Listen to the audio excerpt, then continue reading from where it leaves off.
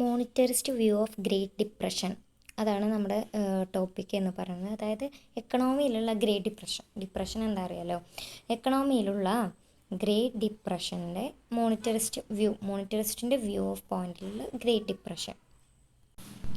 That is, in their 1963 book, A Monetary History of the United States, 1867 and 1916, Milton Friedman and Anna Schwartz laid out their case for a different explanation of the Great Depressions.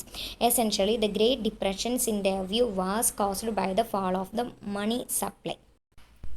അതായത് American എക്കണോമിസ്റ്റുകളായ monetarist എക്കണോമിസ്റ്റുകളായ Milton ഫ്രീഡ്മാൻ്റെ Anna Schwartz അവരുടെ point of വ്യൂവിൽ എക്കണോമിയിലെ great ഡിപ്രഷനുള്ള കാരണം എന്താണെന്ന് വെച്ചാൽ ഫാൾ ഓഫ് ദ മണി സപ്ലൈയിലുള്ള ഫാളാണ് എക്കണോമിയിലെ ഗ്രേറ്റ് ഡിപ്രഷന് കാരണം എന്നാണ് അവർ പറയുന്നത്.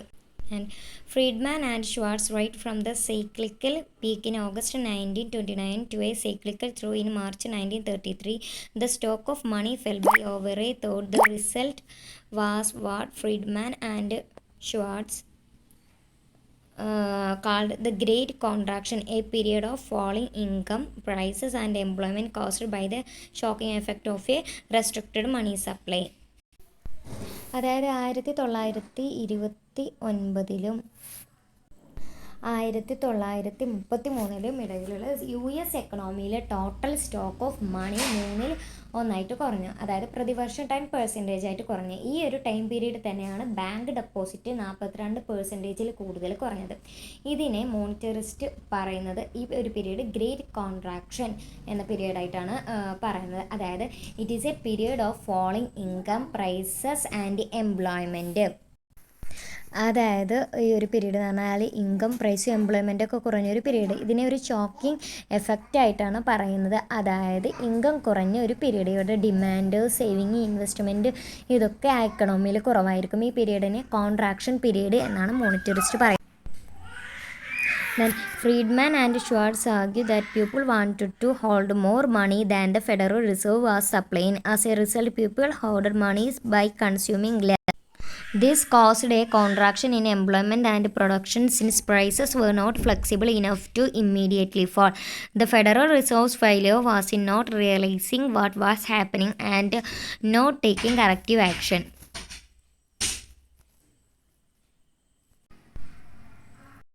അതായത് നമ്മൾ പറയുകയാണെങ്കിൽ എക്കണോമിയിൽ മണി സപ്ലൈ ഫാൾ ചെയ്യുമ്പോൾ ഡിഫ്ലേഷൻ ഉണ്ടാവും.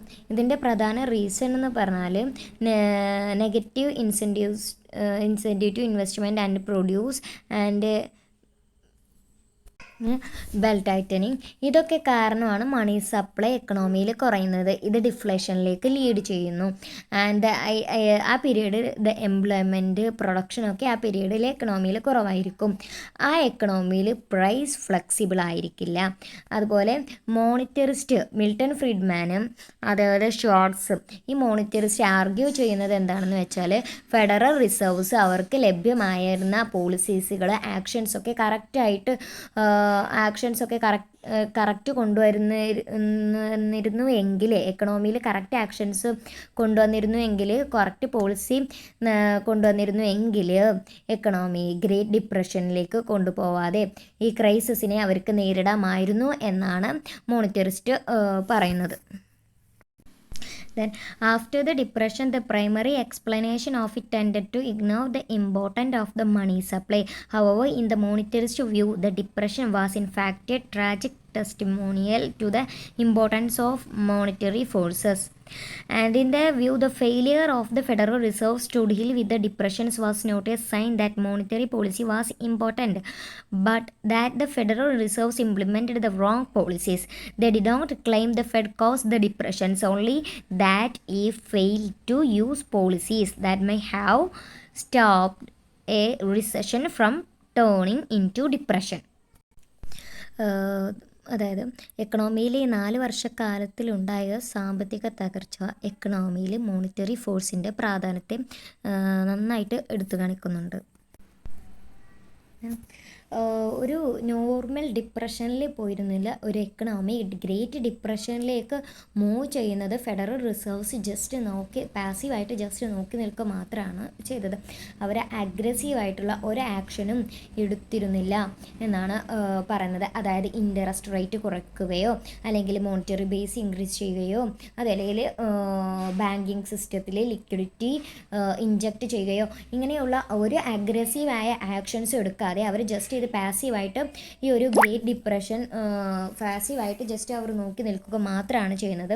അതുപോലെ മോണിറ്ററിസ്റ്റ് എക്കണോമിസ്റ്റുകളായ മിൽട്ടൺ ഫ്രീഡ്മാന് അന്ന ഷ്വാർട്സ് ഒക്കെ ആർഗ്യൂ ചെയ്യുന്നത് എന്താണെന്ന് വെച്ചാൽ സ്റ്റോക്ക് മാർക്കറ്റ് ക്രാഷോട് കൂടിയാണ് എക്കണോമിയിൽ ഒരു ഡൗൺവേർഡ് ടേൺ സ്റ്റാർട്ട് ചെയ്തത്. ഈ ഡൗൺവേർഡ് ടേൺ സ്റ്റാർട്ട് ചെയ്തത് എന്നാണ് പറയുന്നത്. ഫെഡറൽ റിസർവ്സ് അഗ്രസീവ് ആയ ആക്ഷൻസ് എടുത്തിരുന്നു എങ്കിൽ എക്കണോമി റിസഷനിലായി തന്നെ നിൽക്കുമായിരുന്നു. അതൊരു ഡിപ്രഷനിലേക്ക് മൂവ് ചെയ്യില്ലായിരുന്നു എന്നാണ് മോണിറ്ററിസ്റ്റ് പറയുന്നത്. Before the Great Depression, the US economy I had already experienced a number of depressions. These depressions were often set off by banking crisis, the most significant occurring in 1873, 1893, 1901 and 1907. എക്കണോമിയിൽ ഒരു great depression ഉണ്ടാകുന്നത് മുമ്പ് തന്നെ U S economy ഒരുപാട് ഡിപ്രഷന് 1873, 1893, 1901, 1907 വേറെ ഒരുപാട് ഡിപ്രഷൻസൊക്കെ U S economy face ചെയ്തിട്ടുണ്ട്. ഇതിനുള്ള കാരണം എന്നാൽ ബാങ്കിങ് മേഖലയിലുള്ള ക്രൈസിസ് ആണ്. Before 1913 establishment of the Federal Reserve, the banking system had deal with this crisis in the US by suspending the convertibility of deposits into currency. Starting in 1893, there were growing effort by financial institutions and businessmen to intervene during this crisis, providing liquidity to banks that were suffering runs. ഇപ്പോൾ നമ്മൾ പറഞ്ഞല്ലോ great ഡിപ്രഷന് മുമ്പ് U S economy ഡിപ്രഷനൊക്കെ face ചെയ്തിട്ടുണ്ട്, പ്രധാനമായിട്ടും banking crisis കാരണം. അതായത് 1913 federal reserves federal സ്ഥാപിക്കുന്നതിന് മുമ്പ് ഇത്തരത്തിലുള്ള ബാങ്കിങ് ക്രൈസിസിനെ ഡീൽ ചെയ്തിരുന്നത് എങ്ങനെയാണെന്ന് വെച്ചാൽ ഡെപ്പോസിറ്റുകളെ കറൻസിയായി കൺവേർട്ട് ചെയ്യുന്നത് താൽക്കാലികമായിട്ട് സസ്പെൻഡ് ചെയ്ത് വെച്ചാണ് ഇത്തരത്തിലുള്ള ബാങ്കിങ് ക്രൈസിസിനെ എക്കണോമി നേരിട്ടിരുന്നത്. അതേപോലെ 1893 മുതൽ ഫിനാൻഷ്യൽ ഇൻസ്റ്റിറ്റ്യൂഷൻസും അതേപോലെ ബിസിനസ് മാനൊക്കെ ഈ ക്രൈസിസിൽ ഇടപെട്ടിരുന്നു. ഇത്തരത്തിലുള്ള ക്രൈസിസിൽ ഇടപെടാൻ ശക്തമായ ഇടപെടൽ നടത്തിയിരുന്നു. അവർ റൺസ് അനുവദിക്കുന്ന ബാങ്കുകൾക്ക് ലിക്വിഡിറ്റി പ്രൊവൈഡ് ചെയ്തു. Then, during the bank panic of 1907 and HOC coalitions assembled by J.P. Morgan successfully intervened in the way, thereby cutting off the panic, which was likely to the reason why the depressions that would normally have followed a banking panic did not happen this time. A call by some for a government intervention of this solution resulted the establishment of the Federal Reserve. അതിൽ 1907 banking ക്രൈസിസിനെ JP Morgan lead ചെയ്യുന്ന ഒരു group success ആയി deal ചെയ്ത് അവർ എക്കണോമിയിൽ ഒരു banking panic ഇല്ലാതാക്കി. അതായത് ഈ ക്രൈസിസിനുള്ള ഗവൺമെൻറ്റിൻ്റെ സൊല്യൂഷനായിട്ടാണ് ഫെഡറൽ റിസർവ്സ് എസ്റ്റാബ്ലിഷ് ചെയ്തത്. But in 1929 and 32, the Federal Reserve did not act to provide liquidity to banks suffering bank runs. In fact, its policy contributed to the banking crisis by permitting a sudden contraction of the money supply. അതായത് മണി സപ്ലൈയിലുണ്ടായിട്ടുള്ള പെട്ടെന്നുണ്ടായിട്ടുള്ള ഒരു contraction കാരണം bank runs അനുവദിക്കുന്ന ബാങ്കുകൾക്ക് liquidity provide ചെയ്യാൻ 1921-32 പീരീഡിൽ federal റിസർവ്സിന് സാധിച്ചില്ല. എന്തുകൊണ്ട്? മണി സപ്ലൈയിലുള്ള പെട്ടെന്നുള്ള കോൺട്രാക്ഷൻ കാരണം. During the Roaring '20s, the central bank had set as its primary goal price stability. 20s central ബാങ്കിൻ്റെ ഏറ്റവും ഇമ്പോർട്ടൻ്റ് ആയിട്ടുള്ള ഒരു ഗോള് എന്ന് പറഞ്ഞാൽ പ്രൈസ് സ്റ്റെബിലിറ്റി, എക്കണോമിയിലെ പ്രൈസ് സ്റ്റെബിലിറ്റി തന്നെയായിരുന്നു. and in part because the governor of the New York Federal Reserve, Benjamin Strong, was a disciple of Irving Fisher, a tremendous popular economist who popularized stable prices as a monetary goal. And it had kept the number of dollars at such an amount that prices of goods in society appeared stable. In 1928, Strong died, and with his death, this policy ended, to be replaced with a real bills doctrine requiring that all currency or securities have material goods backing them. ട്വൻറ്റീസിൽ central ബാങ്കിൻ്റെ primary goal എന്ന് പറഞ്ഞാൽ price stability ആയിരുന്നു. അതേപോലെ തന്നെ ന്യൂയോർക്കിൻ്റെ federal റിസർവ്സിൻ്റെ governor എന്ന് പറയുന്നത് Benjamin strong ആയിരുന്നു. അദ്ദേഹം ഇർവിൻ ഫിഷറിൻ്റെ ഒരു സ്റ്റുഡൻ്റ് ആയിരുന്നു. അദ്ദേഹം പറയുന്നത് സ്റ്റേബിൾ പ്രൈസസ് ആണ് മോണിറ്ററി ഗോൾസിലേക്ക് എത്തിക്കുന്നത് എന്നാണ് അദ്ദേഹം പറയുന്നത്. ഇൻ 1928 അദ്ദേഹത്തിൻ്റെ മരണത്തിന് ശേഷം അദ്ദേഹത്തിൻ്റെ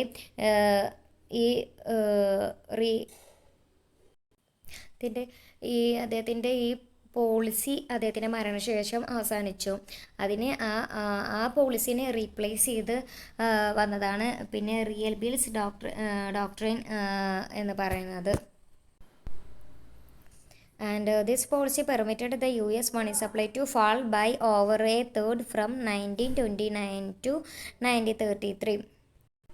അതായത് 1929-1933 ഈ പോളിസി US എക്കണോമിയുടെ മണി സപ്ലൈ 1/3 കുറയുന്നതിന് ഈ ഒരു പോളിസി കാരണമായത്.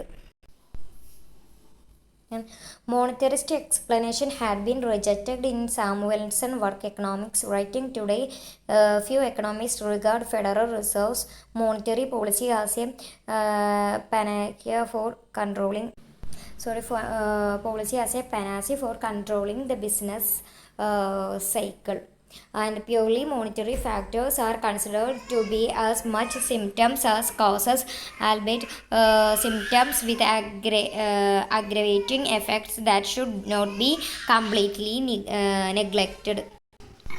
അതായത് സാമുവൽസന്റെ വർക്ക് മോണിറ്ററിസ്റ്റ് എക്സ്പ്ലനേഷനെ റിജക്റ്റ് ചെയ്യാണ് ചെയ്തത്.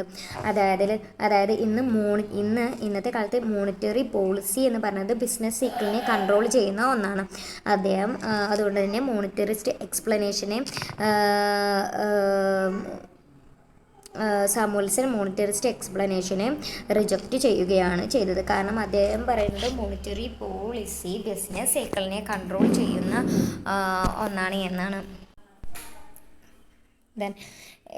ഇനി നമുക്ക് കൺക്ലൂഷൻ നോക്കാം. The monetarist theory blames banks and the US federal reserves for not taking measures to protect the economy during the great depression. അതായത് ഗ്രേറ്റ് ഡിപ്രഷൻ്റെ ടൈമിൽ എക്കണോമിയെ പ്രൊട്ടക്ട് ചെയ്യാൻ വേണ്ടി ഫെഡറൽ റിസർവ്സും ബാങ്കും വേണ്ട നടപടികളൊന്നും എടുത്തില്ല എന്ന് പറഞ്ഞിട്ട് ഇവയെ ബ്ലെയിം ചെയ്യുകയാണ് മോണിറ്ററി തിയറി ചെയ്യുന്നത്. And as the money supply shrunk by 35% and CPI fell by 33% and Fed took too long to respond and did not lower interest rates, increase the monetary base or inject liquidity into the banking system in time. അതായത് ഒരു എക്കണോമിയിലെ money supply 35% ആയിട്ട് കുറയുകയും അതേപോലെ CPI 33% ആയിട്ട് കുറഞ്ഞു. ഈ ടൈമിലൊന്നും federal reserves react ചെയ്യില്ല. അവർ react ചെയ്യാൻ തന്നെ കൂടുതൽ ടൈം എടുത്തു. അവർ അഗ്രസീവായിട്ടുള്ള ഒരു ആക്ഷനും ഈ ടൈമിൽ എടുത്തില്ല. ഇതുകൊണ്ടൊക്കെയാണ് എക്കണോമി ഒരു ഗ്രേറ്റ് ഡിപ്രഷനിലേക്ക് മൂവ് ചെയ്തത്. ദെൻ അവർ അഗ്രസീവായിട്ട് ആക്ഷനൊന്നും എടുത്തില്ല. അതായത് ഇൻട്രസ്റ്റ് റേറ്റ് കുറയ്ക്കുകയോ മോണിറ്ററി ബേസ് ഇൻക്രീസ് ചെയ്യുകയോ ബാങ്കിങ് സിസ്റ്റം ലിക്വിഡിറ്റി ഇൻജക്റ്റ് ചെയ്യുകയോ ഒന്നും ചെയ്തില്ല. അവർ അഗ്രസീവായിട്ടുള്ള ഒരു ആക്ഷനും എടുക്കാതെ അവർ ഒരുപാട് ടൈം എടുത്തു ഈ ഇത്തരത്തിലെ ആക്ഷനൊക്കെ എടുക്കാൻ വേണ്ടി. The delay allowed stock market indices to drop significantly. ഇത് സ്റ്റോക്ക് മാർക്കറ്റ് ഇൻഡിസസ് ഡ്രോപ്പ് ആവാൻ കാരണമായി. അതുപോലെ investors panicking which leads to investors panic and selling off their securities. ഇത് സെക്യൂരിറ്റി ഇൻവെസ്റ്റ് ചെയ്യാനും പാനിക്കിന് അവരുടെ ഇൻവെസ്റ്റ് ചെയ്യുന്നതിന് പാനിക്കിന് കാരണമായി. അങ്ങനെ അവരുടെ സെക്യൂരിറ്റീസ് കൂടുതൽ വിറ്റു. Cumulatively, these factors allowed what was an otherwise intense recessionary period to become the Great Depressions. ഈ ഒരു സിറ്റുവേഷനിൽ ആണ് നോർമൽ ഡിപ്രഷനിലായിരുന്നു ഒരു എക്കണോമി ഗ്രേറ്റ് ഡിപ്രഷനിലേക്കും പോയത് എന്നാണ് പറയുന്നത്. അതായത് ഫെഡറൽ റിസർവ്സിൻ്റെ ആക്ഷൻസ് എടുക്കുന്നതിലും അവരുടെ അധികാരങ്ങൾ ഉപയോഗിക്കുന്നതിലും വന്ന പോളിസി ഉപയോഗിക്കുന്നതിലും വന്ന പ്രശ്നങ്ങളും മറ്റുമാണ് ഒരു എക്കണോമിയെ ഗ്രേറ്റ് ഡിപ്രഷനിലേക്ക് മൂവ് ചെയ്യിപ്പിച്ചത് എന്നാണ് മോണിറ്ററിസ്റ്റിൻ്റെ പോയിന്റ് ഓഫ് വ്യൂ.